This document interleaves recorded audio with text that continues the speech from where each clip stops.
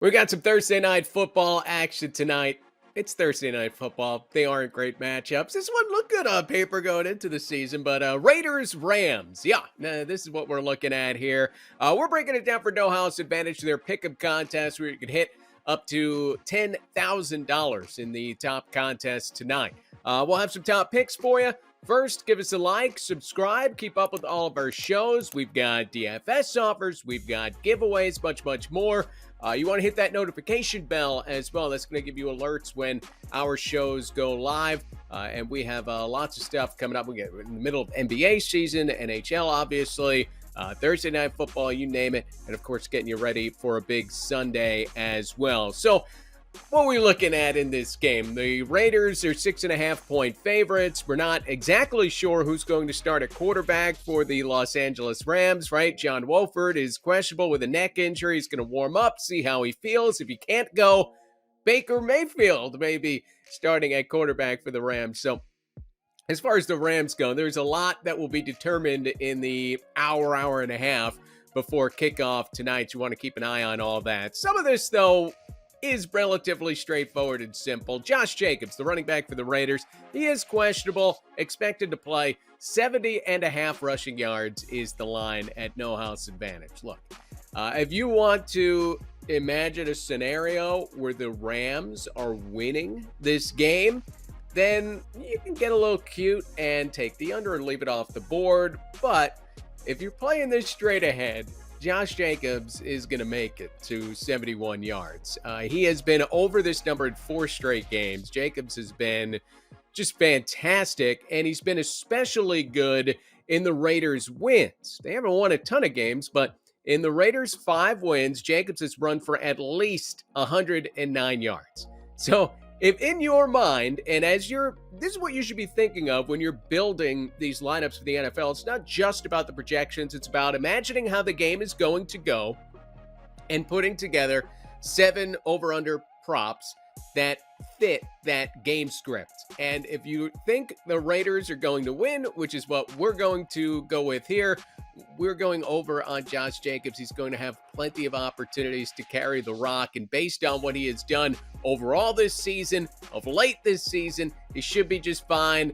Just make sure he is active for this game. But it is expected that he will indeed suit up for the Las Vegas Raiders. No House Advantage. If this is something you're not familiar with, sign up. Check out the link below.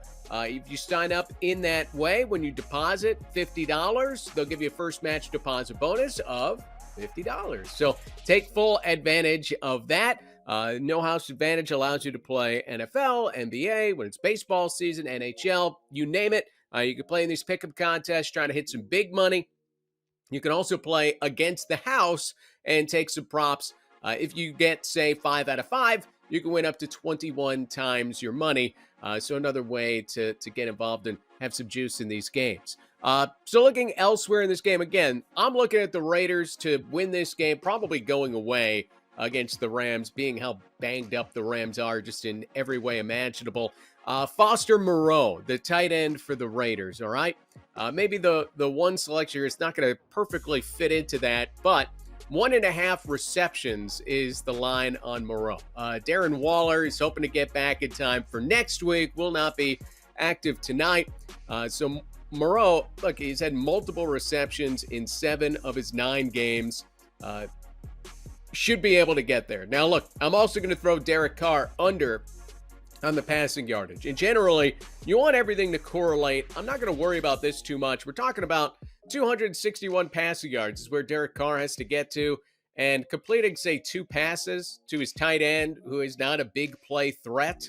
I don't think that this is going to be a big correlation issue, but we can take the over on Foster Moreau, again, getting the 2 catches, and then also the under on Derek Carr in the passing yardage line, which is just a bit inflated. He's been under this total in 8 of the 12 games he's played this year. If you want to break it down by wins and losses, which I like to do as well, he's been under 261 passing yards in 3 of the 5 wins that the Raiders have had. So, look, I'm looking at Josh Jacobs being the bell cow tonight for the Las Vegas Raiders, getting a ton of opportunities on the ground, able to move the ball on the ground, and the Raiders won't have to put the ball in the air a whole lot. against this Rams defense. That's where I think this game sets up. You can't imagine the Rams scoring a lot of points in this game. And this being a track meet back and forth up the field, this is not going to be Raiders Seahawks again, right? This is going to be a game that is going to be more of a grind. The Rams probably max out at what, 15 points, 16 points tonight? Can you really see them scoring any more than that, even against the Las Vegas Raiders? I can't. Not with what their situation is at quarterback, not with their situation at offensive line. You can look at the running backs as well, and everything just seems to be in flux for the Rams. They haven't been able to figure out anything offensively, so there's just not enough to push the Raiders to have to throw the ball up and down the field tonight. They can win this game behind their running back, so I'm taking the under on the passing yardage for Derek Carr. One more for you. I'll give you one for the Rams, assuming that John Wolford does start at quarterback for the Rams. And again, that is something that we're going to find out after warm-ups when he gives it a go. If I'm playing, Jacobs over on rushing yardage, I'm not expecting the Rams to score a lot of points. I think that touchdown line is tempting. Half a touchdown for John Wolford. That's very low typically. No-house advantage. It's at least 1.5 passing touchdowns for every quarterback out there. You understand why it's a little lower for John Wolford. I think a lot of people are going to take the over on that passing touchdown line. I'm going to go the other way and go over on the interceptions. Wolford has thrown 3 interceptions in 2 games this year, 5 interceptions in 6 games in his career. He should be playing from behind. This is one that I generally like to play. If I'm building a lineup with the thought that one team is going to blow out the other, I'm very comfortable taking the over on the interceptions for the opposing quarterback because he's been stuck trying to pass, trying to play catch up. Late in the game, you got to take some chances to try to keep your team in it. You're going to throw into double coverage a few times. And look, John Wolford's just not a good enough quarterback to avoid these interceptions as it is. So I look at the over on the interception line for Wolford. Again, I think that touchdown line is interesting. There are ways to play that. You could try to play the under to be different, but there are different ways to be contrarian. And if I think a lot of people are going to take the over on that half a passing touchdown line, I could just shift and do the interceptions. And look, if Wolford throws an interception, he doesn't have any passing touchdowns, boom, I'm going to be in pretty good shape to try to work my way up the leaderboard there towards that $10,000 hit no house advantage. So there you go, a couple ways to play it. Look, the Raiders, they're a significant favorite in this game. This is the way that I'm playing it, that I'm viewing it. But the most important thing is have a game script in mind. Imagine how this thing's going to go. If you want to imagine the Rams are going to win, how does that change everything? Build your lineup in that way. But I have a hard time seeing the Rams doing a whole lot tonight against this Raiders team. Best of luck tonight.